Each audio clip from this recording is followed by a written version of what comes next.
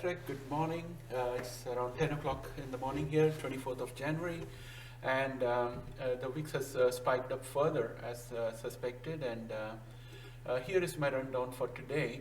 Let us start off by talking about earnings this week. So on Monday, that is today, we're going to have the IBM earnings report, which will give us an idea of how the tech sector is doing, followed with Microsoft on Tuesday. We also have Johnson & Johnson, Lockheed Martin, and Raytheon Technologies on Tuesday. So I've picked up some of the shares that I'm interested in and which I think will give us an idea of the direction of the market. I have picked up IBM, Microsoft, and Apple, basically because that will give us an idea of the direction of the tech sector, because they would also talk about forward guidance. And if the forward guidance is good, then there could be a return of some strength in the tech sector, especially for the big ones like Microsoft and Apple. I have selected Lockheed Martin, Raytheon, Boeing, basically because they would give us an idea of, and also Gentex, because they'll give us an idea of how these companies view the current global geopolitical conflict situation, and their forward guidance will give us an idea whether conflict is imminent, because if conflict is going to be there, then the yields are likely to drop and it's going to affect the share market adversely.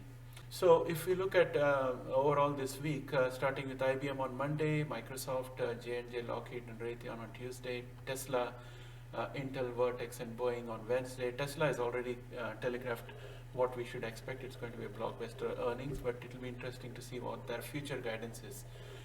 That will give us an idea of how Tesla views the inflation impact on their products. Thursday, Apple, Visa, MasterCard, and Northrop. Then we come to Chevron and Gentex Corporation. So Chevron will give us an idea of how the oil industry is reacting. Next, let us look at the economic calendar highlights for this week. So on Tuesday, there will be Consumer Confidence Index.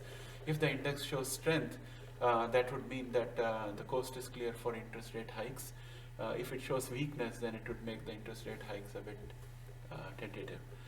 On Wednesday, we have advanced report on trading goods, 2 o'clock FOMC statement, and 2:30 p.m. Jerome Powell news conference. So expect some volatility in the market starting at 2 o'clock or just slightly before 2 o'clock, and around 3 o'clock the dust will settle.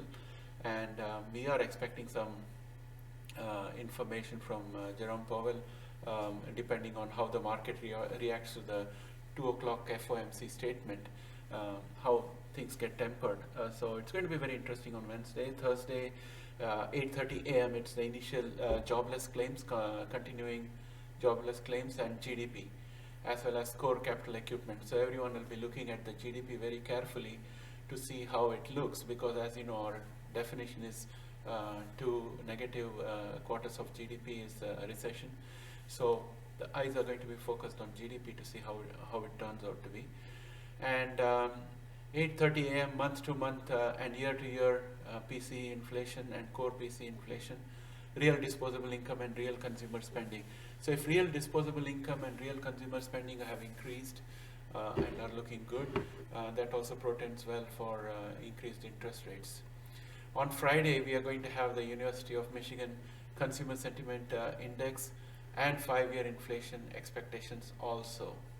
So apart from the month-to-month PCE inflation, we are going to have the Consumer Sentiment Index and 5-year inflation expectations, and that can give us a second set of data points to compare to what we already have in terms of tapering and the interest rate hikes and the inflation concerns telegraphed by the Fed so far.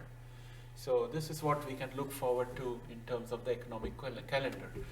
And now let us take a look at what it is going to look like with regard to the markets. So overall, I have a feeling based on what I have seen with the VXN. Let us go back to VXN here. Yeah. So when I look at the VXN and take the time gap between the peak and the fall, so that was 3rd December and this was 31st December. So whenever the VXN is at the peak, that's when the Nasdaq is at the bottom. So if you look at the distance between this peak and this fall, it was, let us take 30th December as the bottom, and let us take 3rd December as the top. So if we were to subtract these two numbers, it's almost, let us say, almost 30 days or 30 calendar days, or maybe 25 calendar days.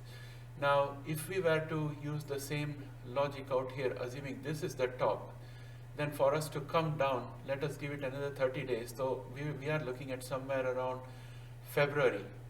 So this is the 20th of January. So we'll be looking at around 20th of February or 18th of February for it to come down, assuming it does come down. So that's a long period of time to wait, even if the market was starting to improve. However, if the market was still going to deteriorate, then let us look at it another way. This was the bottom of VIX 18th of October, and this was the top of VIX 3rd of December, from one bottom to the top. So 18th of October, let us say 20th of October to 3rd of December. So that gives us October to November, that is one full month, and 3rd. So around 35 days. So whichever way you look at it, we are looking at around 35 days of either coming down or going up. So if I was to assume that we started going up on the 4th, so around 30 days would take us to around 4th of February. So from that perspective, I think we might probably expect everything to go up, the VIX to spike until 4th of Feb, at which point we should have tested 43.97 and probably either broken over it or maybe come down from it. So overall, whichever way you dice it, it looks like there's going to be a long-term pain out here. And let's go off to our biotech shares and look at what's happening out there. I'm just going to sort this out and look at the biggest loser, which is Beam at 6.87%. PACB, EDIT, and CRSP are following close along with TDOC. All of them have fallen more than 5%. So I would expect that as the day progresses, these stocks will reduce their negative, the negative trend a little bit and gain some support from the market, because most of the participants, when they're looking at such huge falls, they would decide that it's time to do a little bit of bottom fishing and buy some of these shares. So that is my hope. If that doesn't happen, if the market is still very spooked, then I probably will retain this negative level, maybe around -7% by the end of the day for these top 5 companies. Anyway, they would end up above 5% negative. When we talk about the remaining, like Bluebird, Vertex, Regeneron, and Intelia, and Regeneron, which are below 1% drop, there is a potential that they may either end up neutral or maybe slightly positive by the end of the day, because these companies probably will get very little support from the buyers, but at the same time they may not lose too much if the other shares start recovering. So that's my gut feel. And if I look at the MACD as well as the RSI for the VXN, it seems to me that the MACD is very, very bullish, and the VXN is in total overbought territory, so it has to come down. If we zoom out on VXN for 5 years, let us see, and see how high it has gone. So it has gone all the way up to 86.58, and right now we are at 69.78. This is the level at which in most of the cases we have fallen back. So we have to fall back today, and if we don't, then I'm afraid that there is a risk that we may go on to the topmost peak that we have had. Then the next one is going to be at 86.58 for the VIX. That is after crossing 63.69.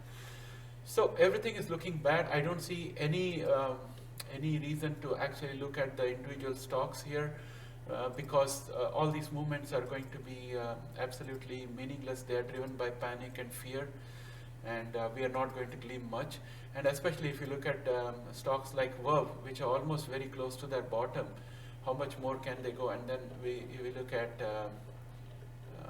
Pacific, PACB, Pacific Biosciences. It's looking really, really horrible on the chart. So these are all shares. I mean, it's very, very depressing to look at them. But at the same time, as an investor, it looks encouraging that there is a chance to buy at the bottom, because these technologies are definitely going to yield some results. Some monetization is going to come from one of these companies by the end of 2022 or early 2023 in the first quarter. So it's not too far. So those, if I had my way with my capital, if I had enough money, I'd probably dollar cost average some of these big names here like CRISPR and Intelia, Vertex. Some of these names I would probably try to dollar cost average and see if that can help me out. Even ArcG I would probably dollar cost average. But unfortunately, my portfolio is totally in the red and I don't have any cash. Probably I have around maybe 10 or 15% cash lying around, but I wouldn't be able to start rationing it right now.